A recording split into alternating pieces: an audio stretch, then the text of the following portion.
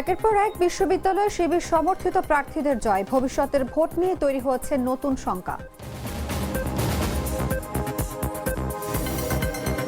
দেশে বিচ্ছিন্ন ঘটনা ঘটলেও তা নির্বাচনে কোনো প্রভাব ফেলবে না, মন্তব্য সালাউদ্দিন আহমেদের।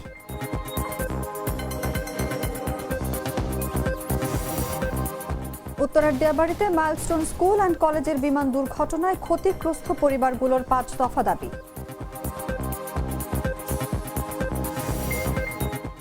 ভারতের উপর 500% পর্যন্ত শুল্ক আরোপের বিলে সম্মতি দিলেন ট্রাম্প।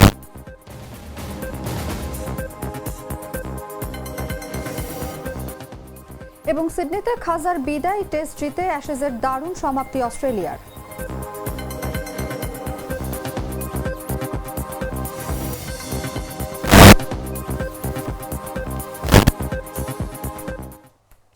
এতক্ষণ শুনছিলেন সংবাদ শিরোনাম। দর্শক, আমন্ত্রণ দুপুর 3টার সংবাদে। সঙ্গে আছি আমি অনুভা বিশ্বাস।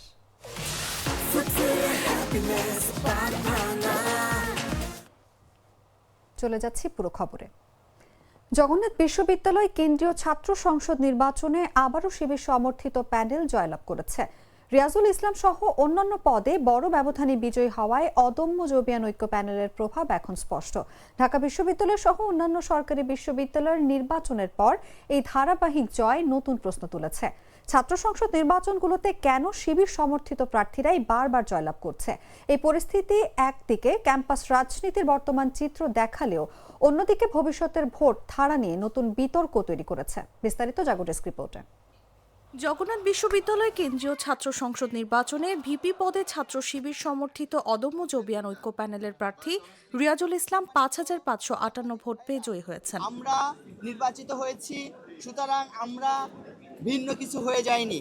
আমরা যে সকল শিক্ষক মহোদয়ের ছাত্র ছিলাম, আমরা তার নিকটতম প্রতিদ্বন্দ্বী ছাত্রদল ও ছাত্র অধিকার পরিষদ সমর্থিত AKM রাকিব 4,688 ভোট পেয়েছেন। ফলে ভিপি পদে 870 ভোটের ব্যবধানে রিয়াজুল ইসলাম জয়লাভ করেন। একই সঙ্গে জিএস, এজিএস সহ গুরুত্বপূর্ণ অন্যান্য পদেও অদম্য জবিয়ান ঐক্য প্যানেলের প্রার্থীরা জয়ী হওয়ায় যোগসূতে শিবির সমর্থিতদের প্রভাব স্পষ্টভাবে প্রতিষ্ঠিত হয়েছে।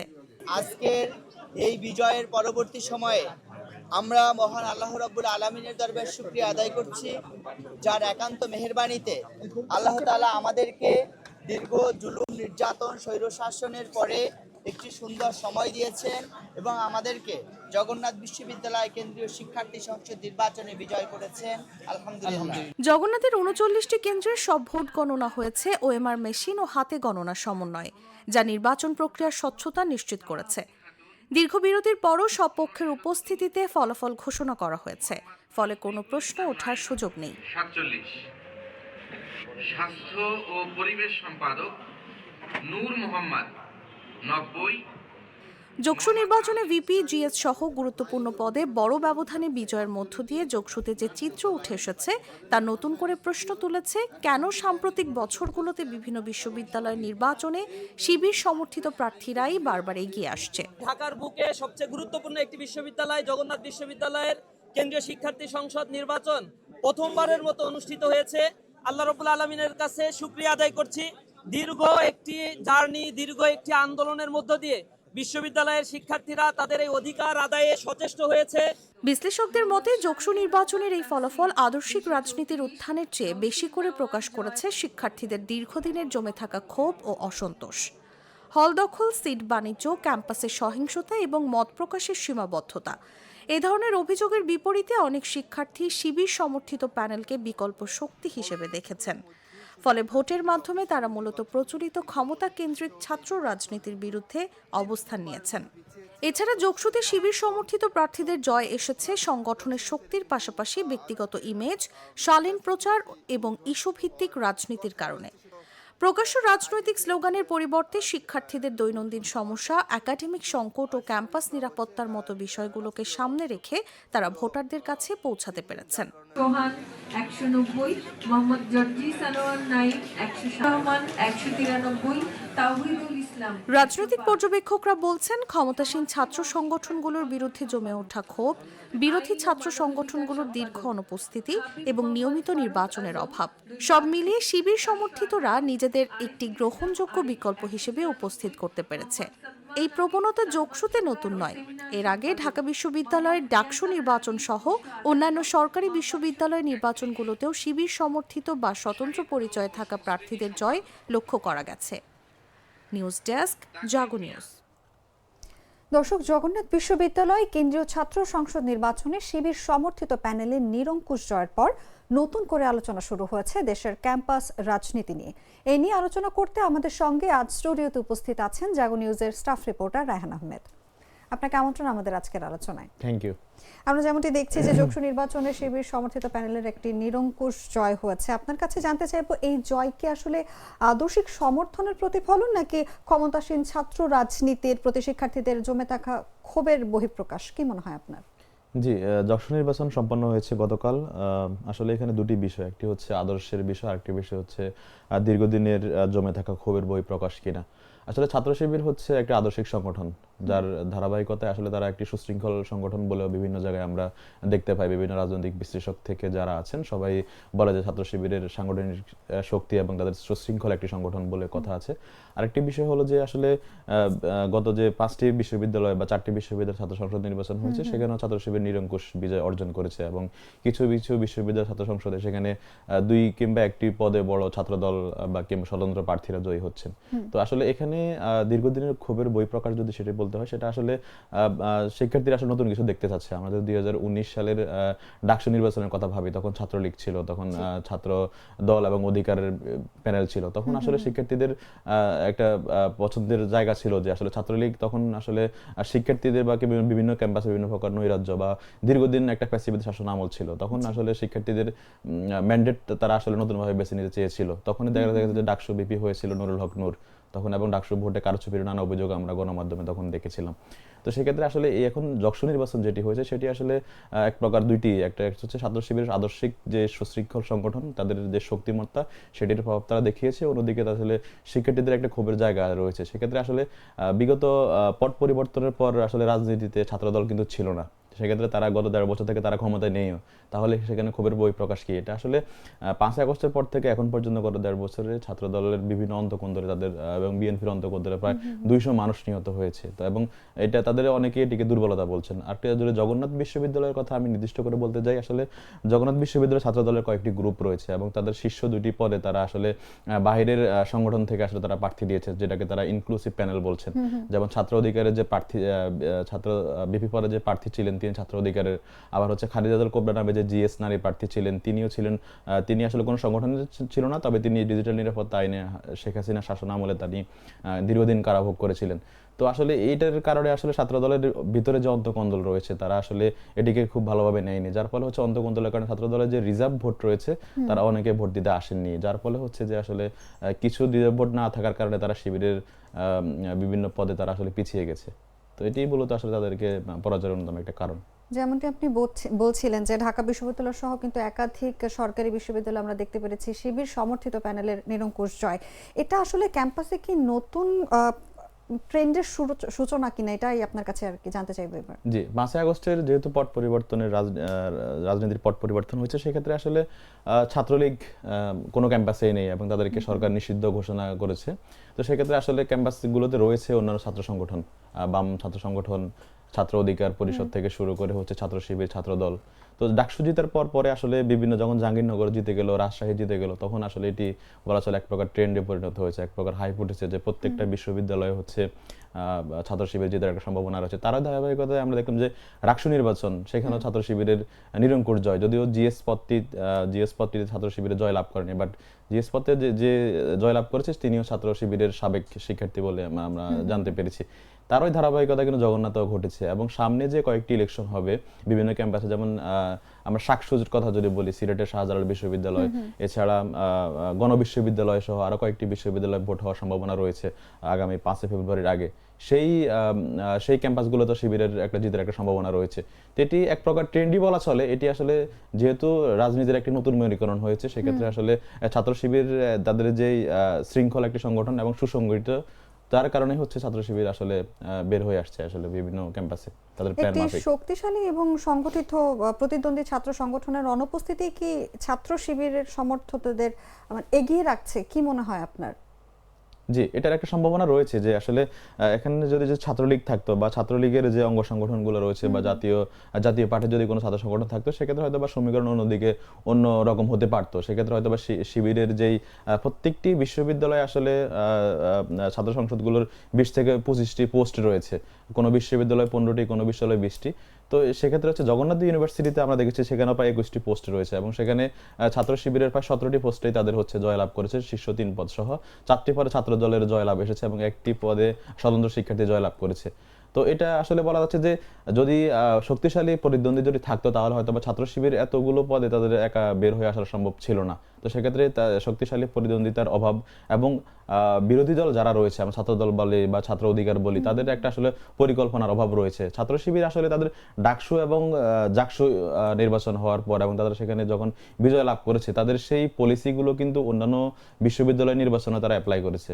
ফলে তাদের যে সেই পরামর্শ এবং তাদের নির্বাচন পরিচালনা, তাদের একটা কমিটি রয়েছে বিশ্ববিদ্যালয়ে। প্রত্যেকটি ছাত্র সংগঠন যেমন থাকে তাদেরও একটি সেন্ট্রাল কমিটি রয়েছে। প্রত্যেকটা বিশ্ববিদ্যালয় নির্বাচনের আগে তাদের সেই কমিটিগুলো আসলে নির্বাচনে সরাসরি জড়িত ছিলেন এবং তারা সেখানে কিভাবে ছাত্রদেরকে গাইড করা যায়, কিভাবে ইশতেহার দেওয়া যায়, কিভাবে নির্বাচন পরিচালনা করা যায়। তো তাদের যে রুটিন মাফিক প্ল্যান এবং পরিকল্পনা, সেটির কাছে আমার কাছে মনে হচ্ছে যে অন্যান্য ছাত্র সংগঠন হেরে গেছে এবং তাদের প্ল্যান পরিকল্পনার কাছে।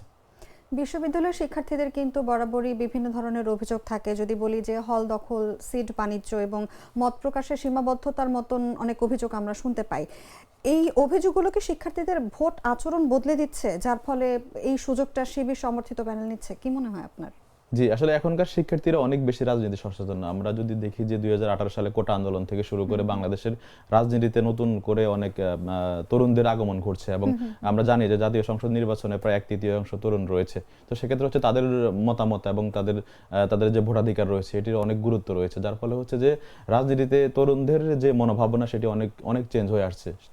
18 সালে কোটা আন্দোলন হওয়ার পরে কিন্তু ডাকসু ইলেকশন হয়েছে এবং সেখানেও কিন্তু আমরা দেখেছি ছাত্রলীগের প্রতি তাদের যে ক্ষোভ প্রকাশ, অর্থাৎ সম্পূর্ণ প্রশাসন ছাত্রলীগের প্রতি সাপোর্টিভ থাকলেও শেষ পর্যন্ত কিন্তু বিপি নূরকে বিপি পদে ভোট দিতে বাধ্য হয়, যদিও অধিকাংশ পদেই হচ্ছে শিক্ষার্থীরা বলছে যে তাদের ভোট চুরি হয়েছে বা কারচুপি হয়েছে। তো সেটা আনলাম কেন, আসলে 5ই আগস্টের পর রাজনীতিতে আসলে খুব বেশি যে কোথাও সিট বাণিজ্য হয়েছে, মনোনয়ন বাণিজ্য হয়েছে সেইগুলো কিন্তু ঘটেনি আমরা কোনো ক্যাম্পাসেই, যার ফলে আমরা দেখবো যে না ছাত্রদলকে তারা হচ্ছে ছাত্রদলে হেরে যাওয়ার একটা কারণ হতে পারে, কিন্তু এমন কিছু কিন্তু হয়নি।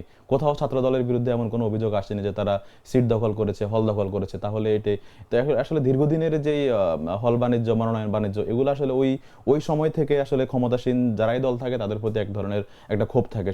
সেই ডাকসু নির্বাচনে 2019 সালেও আমরা দেখেছি। তো এই নির্বাচনগুলোতে আসলে ছাত্রদলের যে অন্তঃকন্দল রয়েছে এবং তাদের ভিতরে যে অভ্যন্তরীণ যে কোন্দল বা তাদের ভিতরে মারা যাওয়ার ঘটনা বা নৃশংসভাবে বিভিন্ন হত্যাকাণ্ড, এগুলো আসলে তরুণ শিক্ষার্থীরা ভালোভাবে নিচ্ছে না এবং তারা চাচ্ছে যে আসলে নতুন কেউ আসুক। ছাত্রলীগ, ছাত্রদলের বাইরে বাংলাদেশের রাজনীতিতে নতুন কারো আগমন ঘটুক, তারা দেখুক এবং এইগুলোর ফলাফল কিন্তু আগামী কয়েকটি নির্বাচনের পর দেখা যাবে আসলে শিবির তাদেরকে কি সাপোর্ট দিচ্ছে, তাদের ইশতেহার অনুযায়ী তারা সেটা পাচ্ছে কিনা, বা ক্যাম্পাসগুলো আসলে পড়াশোনার জন্য যে নতুন যে শিক্ষার্থী বান্ধব যে শিক্ষাঙ্গন পরিবেশ তৈরি করার কথা সেটি হচ্ছে কিনা, সেটি তারপরে বোঝা যাবে আসলে যে তরুণ শিক্ষার্থীদের ফলাফলে আসলে তাদের রাজনীতিতে আসলে কতটা পরিবর্তন আসছে। এই যে ধারাবাহিক জয় ছাত্র শিবিরের, এটা আসলে ছাত্র রাজনীতির শক্তির ভারসাম্যকে বদলে দিতে পারে, নাকি আমরা বলতে পারি এটা ক্ষণস্থায়ী কোনো বিষয়? না, এটি দুটোই হতে পারে। আসলে ছাত্র রাজনীতির ভারসাম্য আসলে অনেক বেশি পরিবর্তন হয়ে গেছে, যেহেতু ইতিমধ্যে 5টি বিশ্ববিদ্যালয় শিবিরের নির্মূল করে দেওয়া হয়েছে, সেহেতু বলা যাচ্ছে যে ছাত্র রাজনীতির ভারসাম্য অনেকটা চেঞ্জ হয়ে গেছে এবং সারা দেশেই হচ্ছে শিবিরের একটা হাইপ রয়েছে। তো এটা একটা সম্ভাবনা রয়েছে। অন্যদিকে হচ্ছে যদি আমরা আগামী নির্বাচন, জাতীয় নির্বাচন যখন হয়, তখন আসলে এই নির্বাচনের পর যখন ক্ষমতাসীন যে দলে আসবে, সম্ভাবনা সবাই বলছে যে বিএনপি আসার একটা সম্ভাবনা রয়েছে। আবার জামাতের কথাও কেউ বলছে, যেহেতু ছাত্র সংসদে তারা জয়ী হচ্ছে একের পর এক, সেক্ষেত্রে জাতীয় নির্বাচনে সেটার প্রভাব পড়বে কিনা সেটি আলাদা বিষয়। তবে সম্ভাবনা বেশি যে বিএনপি, বিভিন্ন রিপোর্ট দেখাচ্ছে যে বিএনপি জাতীয় নির্বাচন 70% ভোট পাবে। তো যদি তারা ভোট পায় এবং তারা যদি ক্ষমতার কেন্দ্রে যায়, সেক্ষেত্রে তারা আগামী বিশ্ববিদ্যালয়গুলোতে আসলে সময় মতো ইলেকশন দিবে কিনা সেটাও একটা শঙ্কার বিষয়। আবার ইলেকশন দিলেও সেখানে তাদের যেহেতু সম্পূর্ণ তাদের প্রশাসন থাকবে, তারা আবার সেই নির্বাচনগুলো সুষ্ঠু করার যে অঙ্গীকার তারা দিতে পারবে কিনা, বা নির্বাচন সুষ্ঠু করাটা তাদের জন্য একটা চ্যালেঞ্জ হয়ে যাবে, তখন আসলে এই শিবির জিতবে কিনা তারাও একটা চ্যালেঞ্জের বিষয়। তো সেটা বলা যাচ্ছে যে আসলে এটা আমার কাছে আপাতত মনে হচ্ছে যে এটা ক্ষমতার ভারসাম্যতে অনেক চেঞ্জ হলেও সেটা আসলে ক্ষণস্থায়ী, কারণ আগামী রাজনীতিতে বা বাংলাদেশের রাজনীতির যে ট্রেন্ড বা অতীতে আমরা যা দেখেছি সেক্ষেত্রে হয়তো বা সেটা ক্ষণস্থায়ী হতে পারে যদি নিয়মিত বিভিন্ন বিশ্ববিদ্যালয় ছাত্র সংসদ নির্বাচন না হয়। একদমই তাই। আপনাকে অসংখ্য ধন্যবাদ আমাদের সঙ্গে আজ আলোচনায় যুক্ত থাকার জন্য। দর্শক, কথা বলছিলাম জাগো নিউজের স্টাফ রিপোর্টার রায়হান আহমেদের সঙ্গে। চলে যাচ্ছে অন্যান্য খবরে। দেশে বিচ্ছিন্ন ঘটনা ঘটলেও তা নির্বাচনে কোনো প্রভাব ফেলবে না বলে মন্তব্য করলেন বিএনপির স্থায়ী কমিটির সদস্য সালাউদ্দিন আহমেদ। বৃহস্পতিবার গুলশানে বিএনপি চেয়ারপারসনের কার্যালয়ে সাংবাদিকদের সঙ্গে আলাপকালে একথা বলেন তিনি। বিএনপির স্থায়ী কমিটির সদস্য এ সময় বলেন, পতিত ফ্যাসিবাদী শক্তি দেশের গণতান্ত্রিক যাত্রাকে ব্যাহত করতে আইন শৃঙ্খলা পরিস্থিতির অবনতি ঘটাচ্ছে। তবে এসব বিচ্ছিন্ন ঘটনা নির্বাচনে কোনো প্রভাব ফেলবে না। সব রাজনৈতিক দলই নির্বাচনের বিষয়ে প্রতিশ্রুতিবদ্ধ। শেষ পর্যন্ত সফলভাবে নির্বাচন অনুষ্ঠিত হবে। পতিত ফ্যাসিবাদী শক্তির কিছু কিছু ষড়যন্ত্র এখনো তারা চালু রেখেছে, যাতে নির্বাচনকে বাধাগ্রস্ত করতে পারে, কণ্ঠকাকীর্ণ করতে পারে, গণতন্ত্রের উত্তরণের পথটাকে সহজতর না করতে পারে। কিন্তু তাদের সেই প্রচেষ্টা কখনো সফল হবে না। এদেশের মানুষ প্রতিজ্ঞাবদ্ধ এবং অঙ্গীকারাবদ্ধ, গণতন্ত্রে তারা ফিরবেই এবং একটি সুষ্ঠু নিরপেক্ষ অবাধ নির্বাচনের জন্য আমরা সবাই অপেক্ষা করছি, সারা জাতি অপেক্ষমান। ইনশাআল্লাহ সবার ঐক্যবদ্ধ প্রচেষ্টায় এবং সকল রাজনৈতিক দলগুলোর আন্তরিকতায় আমরা সেই নির্বাচনের বৈতরণী খুব সহজভাবে পার করতে পারব। আগামী শনিবার দেশের জাতীয় পর্যায়ের গণমাধ্যমগুলোর সম্পাদক ও সাংবাদিকদের সঙ্গে শুভেচ্ছা বিনিময় করবেন বিএনপির ভারপ্রাপ্ত চেয়ারম্যান তারেক রহমান। শনিবার সকাল 11টায় রাজধানীর বনানীতে হোটেল শেরাটনের গ্র্যান্ড বলরুমে এই শুভেচ্ছা বিনিময় অনুষ্ঠিত হবে। বিএনপির দলীয় সূত্র জানায়, জাতীয় সংবাদপত্র, রেডিও, টেলিভিশন, সংবাদ সংস্থা ও অনলাইন গণমাধ্যমের সম্পাদক এবং সাংবাদিকদের সম্মানে এই শুভেচ্ছা বিনিময় অনুষ্ঠানের আয়োজন করছে বিএনপি। বিএনপি মহাসচিব মির্জা ফখরুল ইসলাম আলমগীরের সই করা এক আমন্ত্রণ বার্তায় গণমাধ্যমের সম্পাদক ও সাংবাদিকদের অনুষ্ঠানে উপস্থিত থাকার জন্য আন্তরিক আহ্বান জানানো হয়। আমন্ত্রণ বার্তায় বলা হয়, নানান বাস্তবতার কারণে বিগত কয়েক বছর ধরে বিএনপির ভারপ্রাপ্ত চেয়ারম্যান তারেক রহমানের সঙ্গে দেশের গণমাধ্যম সম্পাদক ও সাংবাদিক ও গণমাধ্যম কর্মীদের সরাসরি দেখা সাক্ষাৎ কিংবা শুভেচ্ছা বিনিময়ের সুযোগ হয়নি। সে প্রেক্ষাপটে দীর্ঘ সময় পর জাতীয় পর্যায়ের গণমাধ্যম প্রতিনিধিদের সঙ্গে সরাসরি এই শুভেচ্ছা বিনিময় অনুষ্ঠান আয়োজন করা হয়েছে।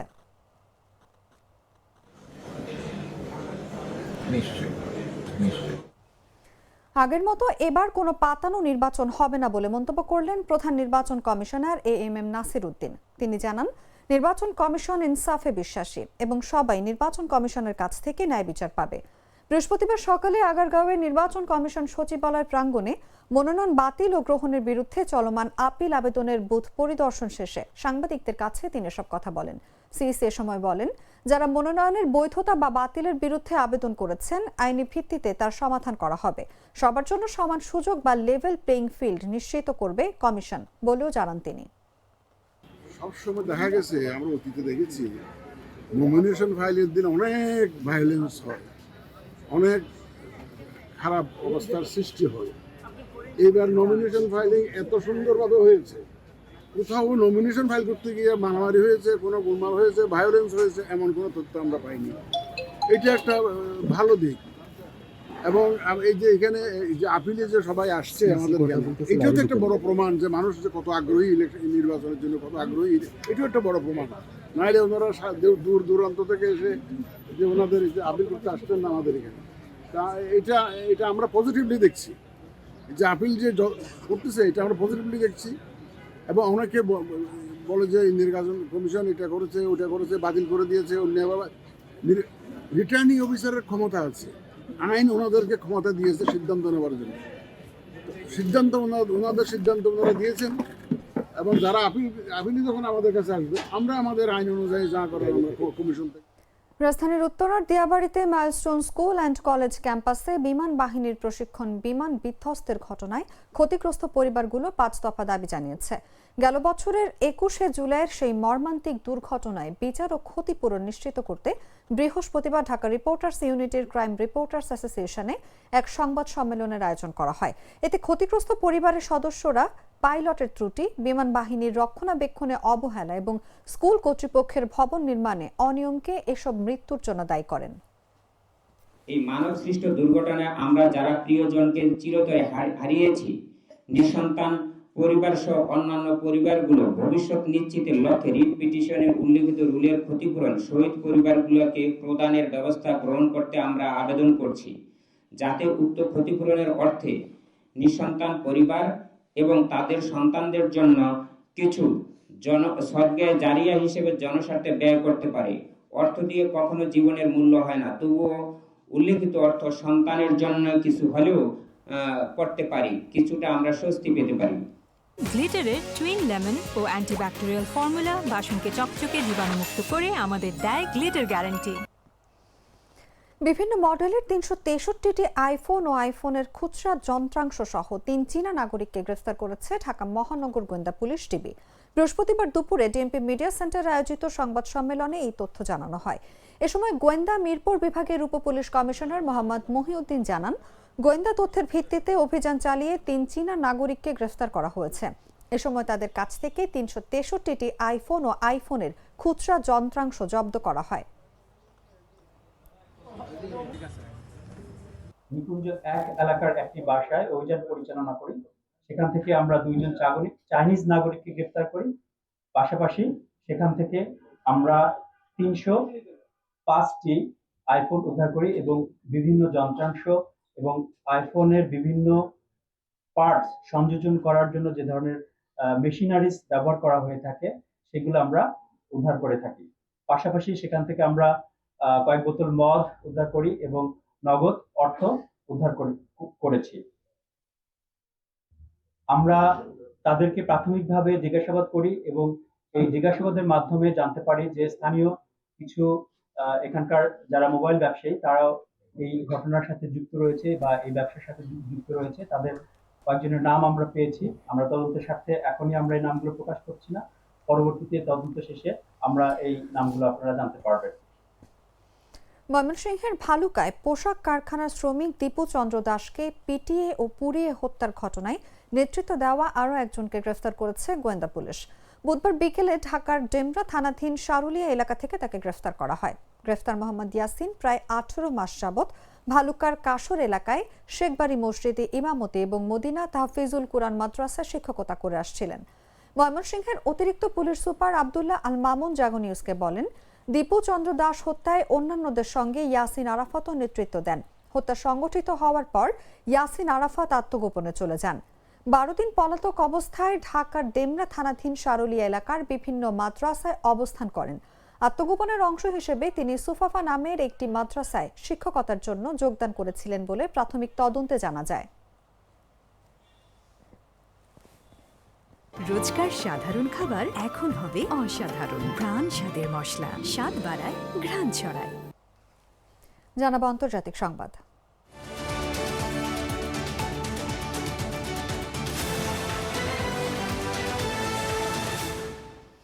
যুক্তরাষ্ট্রের প্রেসিডেন্ট ডোনাল্ড ট্রাম্প রাশিয়ার তেল কেনে এমন দেশগুলোর উপর নিষেধাজ্ঞা আরোপের একটি বিলের সমর্থন দিয়েছেন। প্রস্তাবিত এই নিষেধাজ্ঞার আওতায় চীন, ভারত, ব্রাজিলের মতো দেশগুলোর পণ্যের উপর সর্বোচ্চ 500% পর্যন্ত শুল্ক আরোপের ক্ষমতা পেতে পারে হোয়াইট হাউস। এই তথ্য জানিয়েছেন প্রভাবশালী রিপাবলিকান সিনেটর লিন্ডসি গ্রাহাম। বুধবার যুক্তরাষ্ট্রের সাউথ ক্যারোলাইনা অঙ্গরাজ্যের সিনেটর গ্রাহাম বলেন, ট্রাম্পের সঙ্গে একটি ফলপ্রসূ বৈঠকের পর তিনি এই দ্বিদলীয় বিলের অনুমোদন বা গ্রিন লাইট দিয়েছেন। ডেমোক্র্যাট সিনেটর রিচার্ড ব্লুথমেন্থালের সঙ্গে যৌথভাবে প্রণীত স্যাংশনিং রাশিয়া অ্যাক্ট নামে এই বিলটি পাশ হলে রাশিয়ার জ্বালানি খাতের সঙ্গে ব্যবসা করা দেশগুলোর আমদানির উপর উচ্চমাত্রার শুল্ক আরোপের এখতিয়ার পাবে হোয়াইট হাউস। গ্রাহাম এক বিবৃতিতে বলেন, এই বিল প্রেসিডেন্ট ট্রাম্পকে সেই দেশগুলোকে শাস্তি দেওয়ার সুযোগ দেবে যারা সস্তা রুশ তেল কিনে ভ্লাদিমির পুতিনের যুদ্ধযন্ত্রকে জ্বালানি যোগাচ্ছে।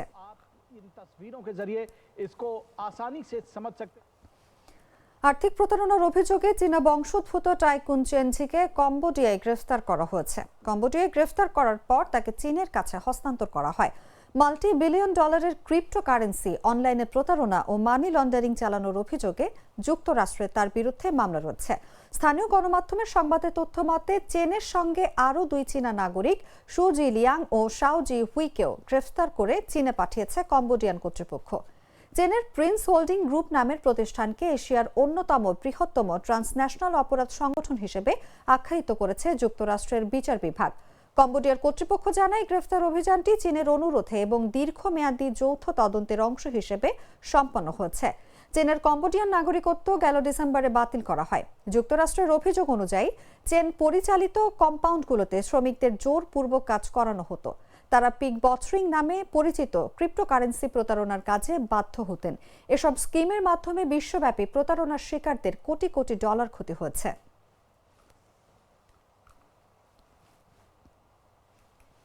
সংবাদ শেষ করব খেলার খবর জানিয়ে।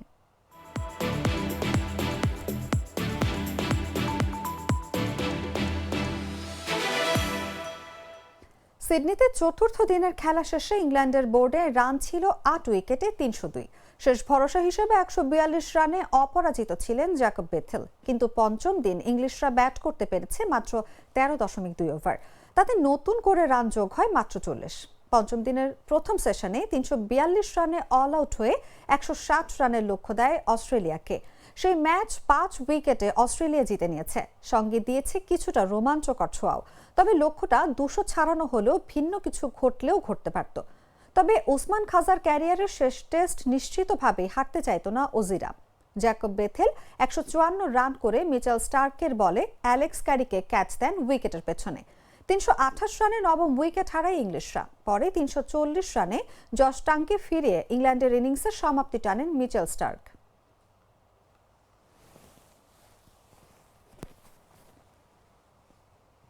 সংবাদ শেষ করার আগে শিরোনামগুলো জানিয়ে দিচ্ছি আরো একবার।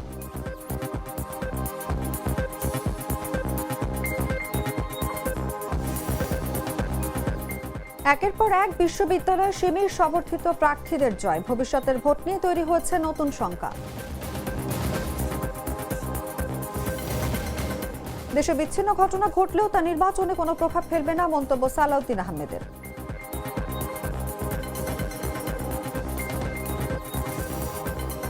উত্তরার দিয়াবাড়িতে মাইলস্টোন স্কুল অ্যান্ড কলেজের বিমান দুর্ঘটনায় ক্ষতিগ্রস্ত পরিবারগুলোর 5 দফা দাবি।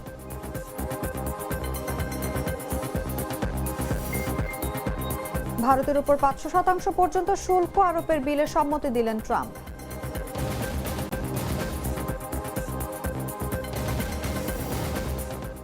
এবং সিডনিতে খাজার বিদায়ী টেস্ট জিতে অ্যাশেজের দারুণ সমাপ্তি অস্ট্রেলিয়ার।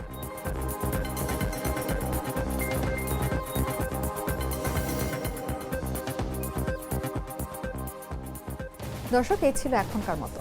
এরপর বিকেল 5টায় দেখবেন দেশজুড়ে সংবাদ। প্রতি মুহূর্তে সর্বশেষ খবর জানতে ভিজিট করুন jagonews24.com। ফলো করুন আমাদের ভেরিফাইড ফেসবুক পেজ এবং সাবস্ক্রাইব করুন জাগো নিউজের ইউটিউব চ্যানেল। ধন্যবাদ সবাইকে।